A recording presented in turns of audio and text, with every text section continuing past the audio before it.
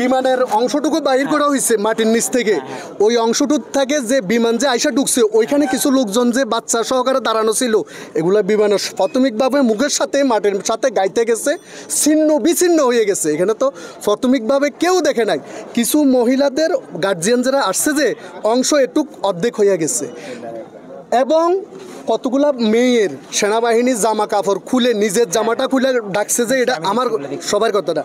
এই যে lieutenant colonel যে তাসিন, সে ফিসুন্দি হ্যামার দি দেওয়াল ভাঙছে, আমার কথা না, স্টুডেন্টরা কথা সত্য, এই যে স্টুডেন্টরা আছে এবং সমস্ত ছেলেগুলা ফার্স্ট ইয়ারের সেকেন্ড ইয়ারের সমস্ত ছেলেগুলা কাজ করছে। আমি সেনাবাহিনীর সাথে কাজ করছি, একসাথে লোক সরাইয়া পানি আনার ব্যবস্থার উদ্ধার তৎপরতা যেন সহজ হয় এই কাজগুলা করছি।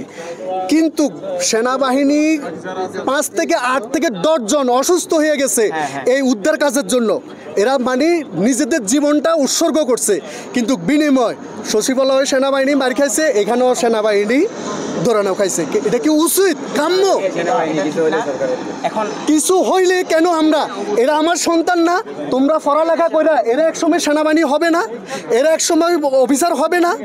এই দেশে মানুষ নাই, আল্লাহ নাই, কেন এটা নিয়ে রাজনীতি এত মিসিং বিষয়? আমরা 2-3 দিন ধরে দেখতেছি যে বলছে লাশ গুম করা হচ্ছে। মিথ্যা কথা, একবারে মিথ্যা কথা। কিছু লাশ 8 থেকে 10-12 জন বেশি জইলা মানে কয়লা কলার মতন হয়ে গেছে, এগুলা দেওয়ার মতন না। এই লাশগুলা কাকে দিবে? ডিএনএ টেস্ট ছাড়া কি দেওয়া সম্ভব?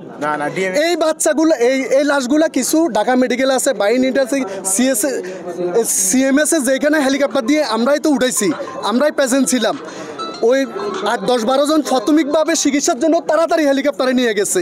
যে জায়গা হেলিকপ্টার সেনাবাহিনী নামাইছে, এতটা রিক্সে নামাইছে, বড় হেলিকপ্টার আসছে, কিন্তু কতটা রিক্সে। তাহলে ওই সেনাবাহিনীকে আমরা যদি অন্তত কৃতজ্ঞতা প্রকাশ করা ছিল প্রশাসনকে, যে সেনাবাহিনী সর্বোচ্চ জীবন দিয়ে কাজ করছে।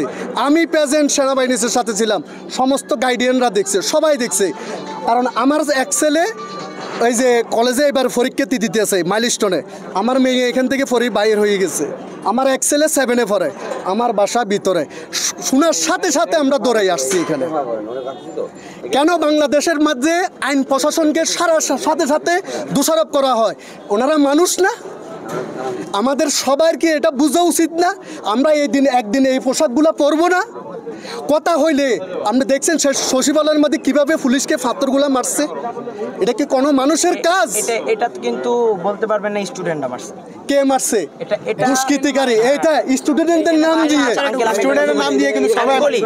মঙ্গলবার আমরা ছিলাম ক্যাম্পাসে, মঙ্গলবার আমরা ছিলাম ক্যাম্পাসে। তো এই ভাঙচুরটা কি আমরা স্টুডেন্টরা কিভাবে করছি? স্টুডেন্টরা এখানে কিছু স্টুডেন্ট ছিল, কিছু রাজনীতিক বহিরাগত ছিল।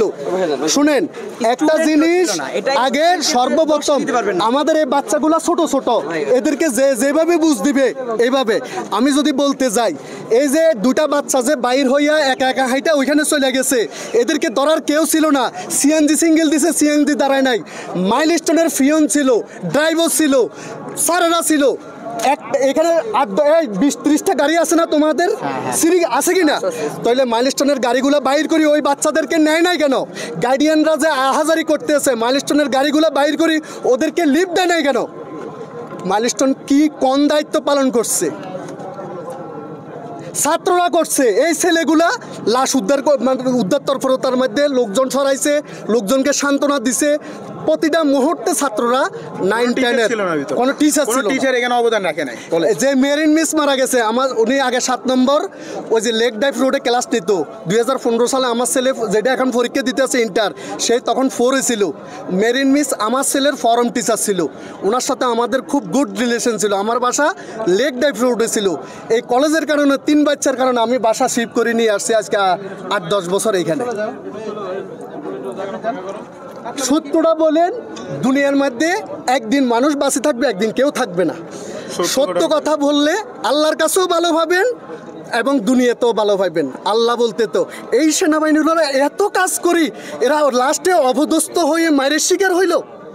এটা কি দুনিয়ায় কি করে নাই প্রশাসন? সমস্ত বিমান বাহিনী সাড়ে সাজে ছুটে আসছে।